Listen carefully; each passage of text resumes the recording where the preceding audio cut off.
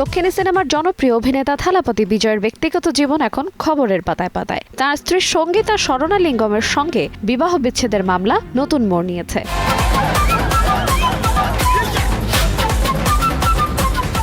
23 April তামিলনাড়ুতে বিধানসভা নির্বাচন। তার আগে 20 এপ্রিল ছিল তাদের ডিভোর্স মামলার শুনানি। তবে নির্বাচনের প্রার্থী হওয়ায় সেই শুনানি আপাতত স্থগিত করা হয়েছে। জানা গেছে মামলার পরবর্তী শুনানি হবে 15 জুন।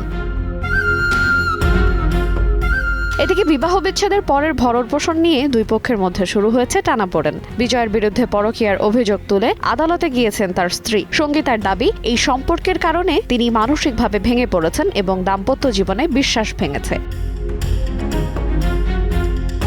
শুধু তাই নয়, অভিযোগ করা হয়েছে 2021 সাল থেকে বিজয় তার স্ত্রী থেকে দূরে সরে যান। এমনকি তাদের মধ্যে যোগাযোগও প্রায় বন্ধ হয়ে যায়। ভরণপোষণ হিসেবে বড় অঙ্কের দাবি করেছেন সঙ্গীতা। এদিকে অ্যালিমনি হিসেবে তিনি প্রায় 250 কোটি টাকা এবং চেন্নাইয়ের একটি সমুদ্রমুখী বাড়ি চান।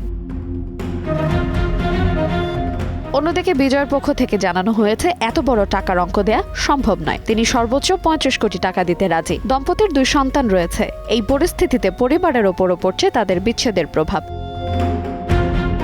আইরিন আয়াত, সময় সংবাদ।